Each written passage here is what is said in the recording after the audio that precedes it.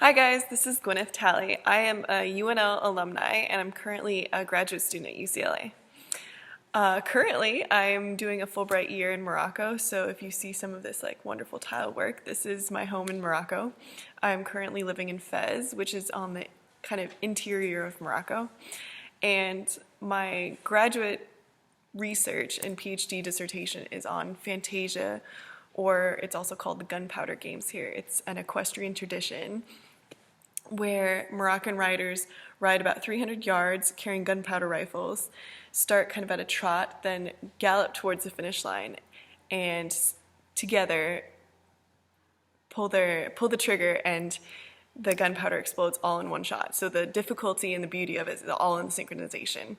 And currently women are starting to do this. So this is kind of the point of contention which I'm studying. I want to first thank the AnthroGroup for asking me to do this. As a former president, this is really cool, and I love sharing my anthropology journey with the younger students and to let them know that it's okay to be an anthropology major. So currently, I'm also doing my PhD in anthropology at UCLA. I went straight into graduate school after undergrad, which is not a typical experience. A lot of people will take 1 or 2 years out to work, find out that they actually do want to go to graduate school. I always knew I just wanted to power through and do a PhD. One of the questions you guys asked me was, what do I think I would do when I was an undergrad, and how did it change from what I'm doing today? So I was a bit of an unusual student. I had 5 majors at the University of Nebraska-Lincoln. I spent 5 years, 5 majors. So anthropology, of course, global studies, history, medieval and Renaissance studies, and English were my 5 majors. I also minored in archaeology, global security studies, and language studies. Pretty diverse, but I think it was always leading to anthropology. Anthropology is where I wanted to be. And I think when I thought I was going to graduate initially, I'd probably work and study abroad. I never really knew what I was going to do, and I think that's okay, because you can go out and do whatever you want. Everyone always wants to ask you, what are you going to do with an anthropology major? And I think the biggest thing you need to know is what I always answered is anything I want. Nowadays, more and more people are hiring anthropology majors to do market research, work for Google. There's always careers in academia. It's a tougher market, but definitely if you want to teach. Research, there's tons of nonprofits you can work for. It really goes where your interest lies. So don't ever think, because I'm an anthropology major, I'm not going to get hired. People with people skills are hireable. It's a matter of what other skills you can add to your resume that can direct you in certain markets. Anthropology is, oh gosh, this is another important question. How is anthropology important to people across all nations and spectrums, and what is the value of an anthropology degree? Anthropology degree, absolutely priceless.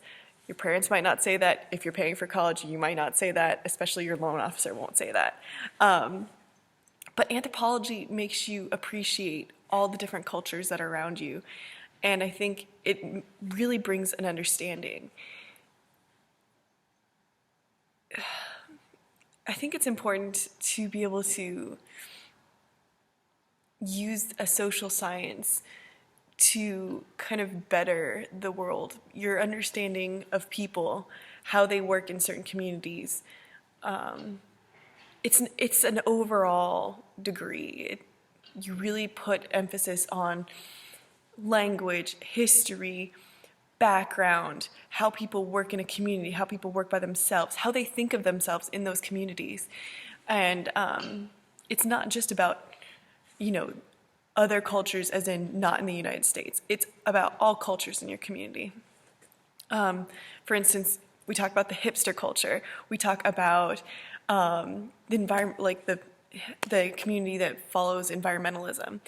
And I think it's really important to see how we're all part of this whole and how that creates an identity. To the younger students out there who are just starting your anthropology major or thinking about changing into an anthropology major, one of the questions I was asked is how to find involvement with anthropology in Lincoln as well as outside the city. I think while you're while you're in your school year, try to find a volunteer group that you might want to work with. Part of anthropology is getting in there with the community you either want to study or be a part of. And that's harder or easier in certain aspects. In Lincoln, there are so many different groups you can work with. Lincoln Literacy Council, for instance, you teach English, which might not sound very anthropological, but you can teach English, but you're also learning about this refugee community that is coming into Lincoln. You're learning about people who literacy might not have been an issue or might not have been as important in their family, and now they're trying to learn it later in life.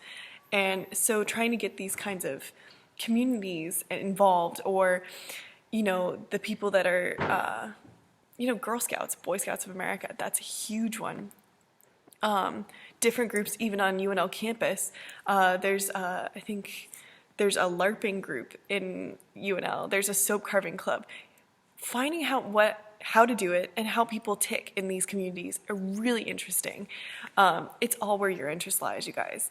So Lincoln, there's tons of opportunities, even in your own communities when you go home. Okay, for summer opportunities, tons of opportunities. I know the UNL Career Center offers an internship scholarship. Apply for it and apply for all the internships you could possibly want. Anything. I was really interested in the 4-field approach, so I did an archaeology internship one summer in Germany. I did a linguistics internship at a different university because UNL does not offer specific linguistic anthropology. There's tons of bioanthropology options where you go and study monkeys and apes. Talk to the Omaha Zoo for that matter. I would suggest summer, you have the time if you can and if you can afford it, go to a different city, go to a different country, study abroad. This is where you'll have that outside experience that you can bring back with you to Lincoln when you're ready to study for the semester. So for the alumni and the experienced anthropologists out there, what is the most important tool? Oh my goodness. So everyone hears this, but there's always the typical, paper, pencil, paper and pen. That was in the wrong order. But, it's the classic tools of an anthropologist. Write down everything, every day when you're in the field. And your field work could be your next door neighborhood where you're spending time with a community garden, or where I spent 6 days and nights among my group of ladies where I was asking them questions, taking notes, and then you stay up to the wee hours writing everything you found out. Not only that, tape recorder. And it sounds so old now, it's all digital, it's great. I use a digital tape recorder and I carry it with me because there's some things you can't catch it all, and your tape recorder can. Same with that, even something as simple as your phone. The iPhone 6 has a great video and photo option, so even like a cheap camera, take pictures, take video. I think a lot of people still stress the written ethnography, but with our technology these days, we should be able to do a complete and total ethnography. Should be able to show people what you're studying, because sometimes written word isn't enough. The video is really where it comes into play, and I absolutely love how engaging it is, especially since my research is so visual. Absolutely, do that.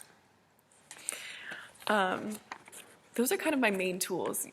The biggest thing you also need to do is brush up on your listening skills. I'm abroad and I work in another language, which is absolutely fine. But half of that battle is listening. And I've spent like 3 months working so hard on my language skills to go out to the field, and they had a different accent. And it took me 3 of those 6 days to spend kind of catching up and following the dialogue because it was pronounced differently. Some of them were even speaking different language, which made it even tougher. And sometimes you go, what am I looking for here? What am I doing? But it's kind of like persevering and really listening, and then check back for your understanding. Sometimes listening skills are the biggest skill, and trying to figure out how does the listening help? What are you catching? Are you listening for something? Are you trying to catch it all? Keep that in mind when you're writing down notes.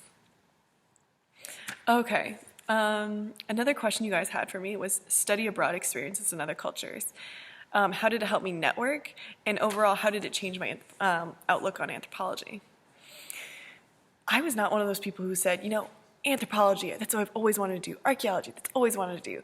So originally I started out at UNL looking to be more archaeology than even cultural anthropology, because we're really strong in archaeology at UNL. But I think the thing was that studying abroad, so I studied to Morocco. I studied abroad in Morocco in 2010. I went back in 2012, as well as spent a year or 6 months doing the Deutsch and Deutschland Institute through the German department. And then I went back to Germany to do an archaeological internship, spend a summer digging. And it really helped me network because, one, I was working in a couple different languages. You're networking with people from all over the country. If you can keep that network alive, to have friends in all sorts of places, number one, when you travel, you'll always have a couch to stay on. There are possible people who can let you know about jobs later on. Maybe not right out of college, because they're probably doing that too, but later on, you'll want them. And, for friends as well. But it really did change my outlook on anthropology, primarily because I was focused really on archaeology, and then I found out, you know what, this isn't for me. This is not where I feel comfortable. I always felt more at home just talking to people, and that's when cultural anthropology is really where it's at for me. That's kind of how it changed. I definitely started doing I started at UNL doing global studies, international studies, thinking, yeah, I want to do diplomatic work. But I didn't want to just focus on Americans. I wanted to do, culturally, I wanted to be a person that works in between them. And I like the research. I love answering questions. I love, obviously, because I'm doing this video, but I love how we find out more. And that's okay. So it really changed for the better for me. Oh gosh, one of the questions also was, did I have any hurdles while I was studying abroad or doing my anthropology major? Oh, and how did I conquer them? I think one of the biggest ones will always be language, and I think the thing is you have to get in there, and it's so hard when I'm very gregarious, but self-doubt can creep in. And the thing is, you have to remain confident. I always think of Julie Andrews' Sound of Music. I have confidence. And the first day before real field work, where I was spending 24/7 with this group of young women who are doing this horseback riding, and I was going, what if they don't understand me? What if they don't like the questions I'm asking? What if? And the thing is, you have to push that out of your mind and jump in both feet. And what I did was I limited my time, that I made sure that, okay, this is a set amount of time, and I will back off a little bit so I can write my notes, but then I'll jump back in, and I'll try to keep a flow of it so I don't, one, get annoying, because sometimes you read some of the earlier ethnographies and they see the people that they're interviewing are kind of getting annoying with the question. They're getting annoyed with your questions. And I did not, that was the biggest thing I did not want to do, because you want to keep a rapport with the people you're interviewing. So you want to be able to ask questions, help out where you can. The biggest thing that they will appreciate is if you can make yourself useful and be very understanding. There's always going to be those slight nuances that you just have to try to pick up and work around. Understanding is the biggest thing for me. Cultural hurdles. Other cultural hurdles, be aware of where you're going. I'm in a more conservative city here in Fez. Rurally, it gets even more conservative. I don't cover when I go out. That's a woman's choice here. But I did have to make sure that, I have long enough sleeves. I usually go to the field with long sleeves, jeans. It's very hot during the summer.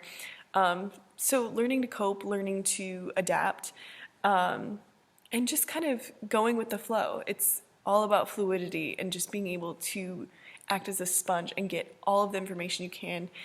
And once you've written down your notes, it becomes clear what kind of things you've missed, what kind of things you want to go for. And I think it's one of the most rewarding experiences you can do. And when you're doing your own research, especially, you always do research you're interested in. Of course, you'll have to do research for classes, but always do something that's you're passionate about. So if you're thinking about grad school, I would suggest pick a research project that you're really invested in.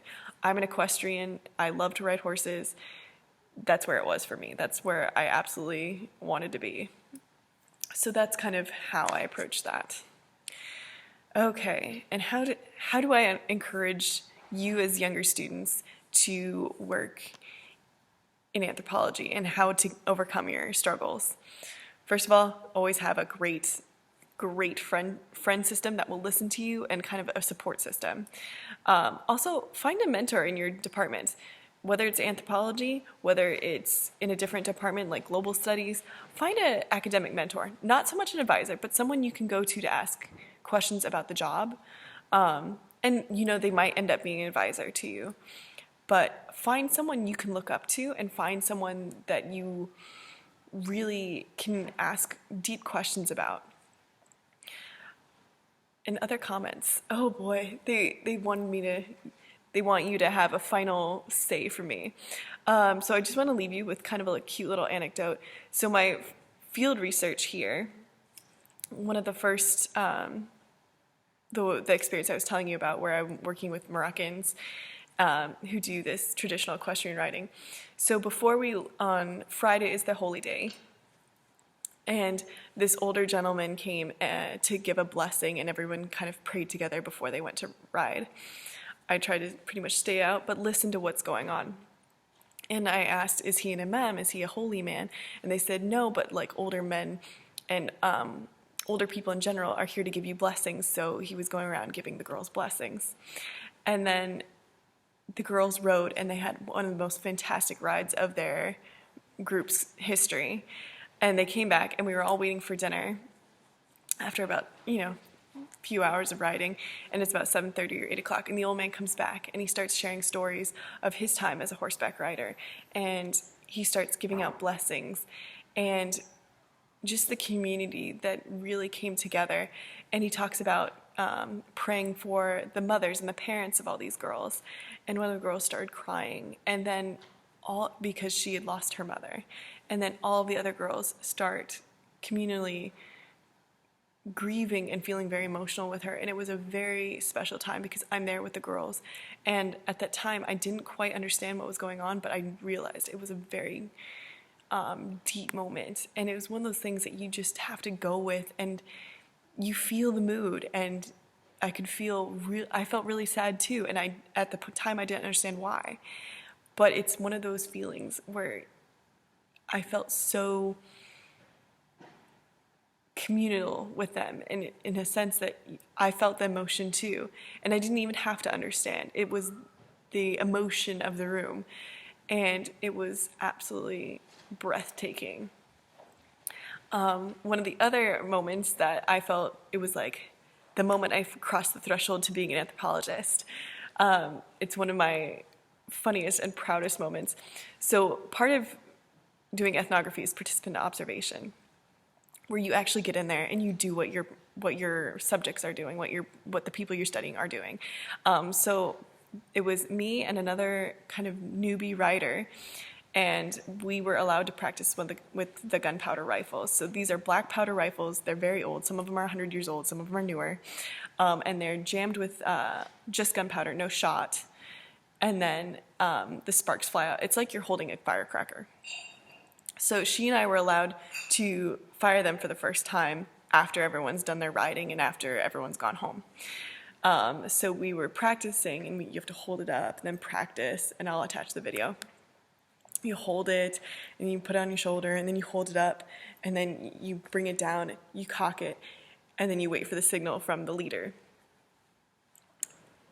The most crucial important part, they were explaining everything, and luckily I had a friend there who spoke English. She was explaining to me what goes on.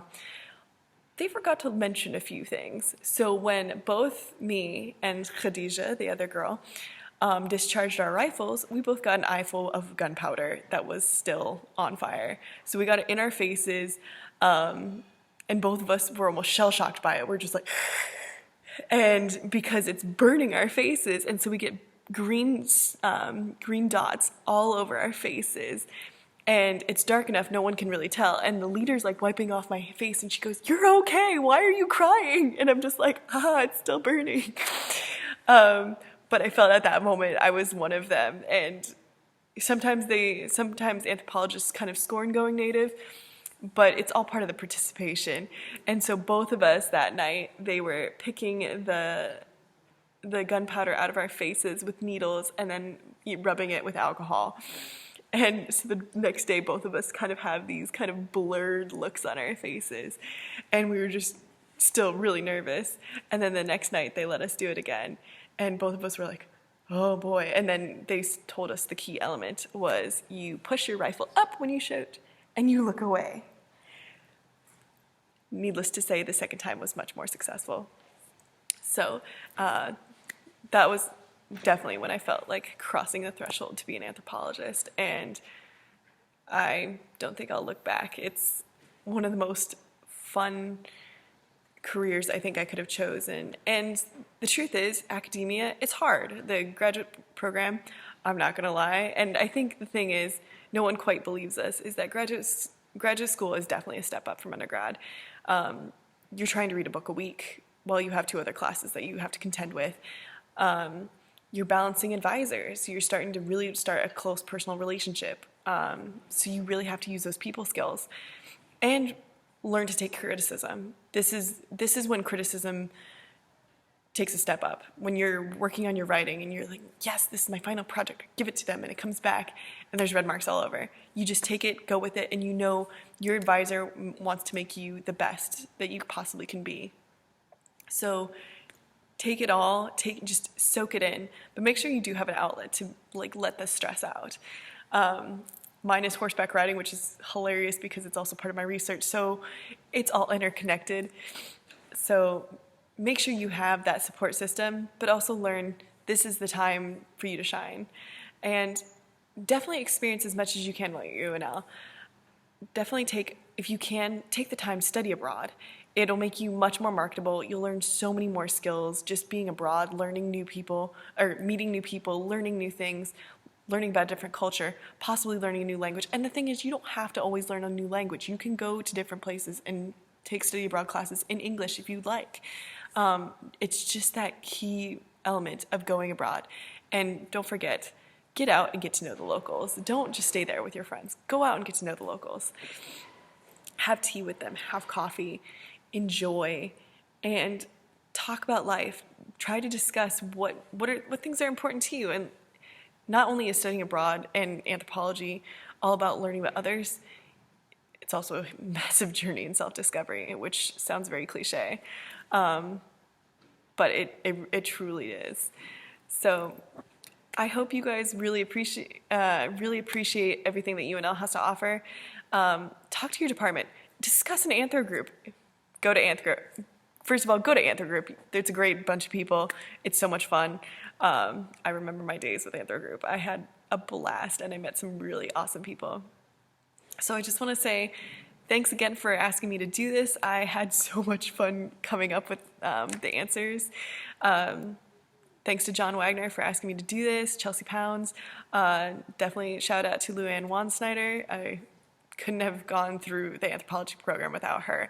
And especially Matt Douglas and Wayne Babchuk. Those are like my top people that really helped me through anthropology in Nebraska, and they really got me to where I'm going now. So I just want to say thanks. Students, if you guys have questions, feel free to send me an email, ask me. Also check out my blog. It's Wandrin, Wanderin, Gwyneth, Gwyneth, so there's no 2 G's, it's just Wandrin Gwyneth, .wordpress.com. I post some things about my field research, where I'm living, about my Fulbright. So if you guys have questions about Fulbright, please feel free to ask me. Fulbright, study abroad, anything. Honestly, I love mentoring other students. I love answering questions about anthropology. So thanks so much. Have a great Anthro week and have fun at UNL.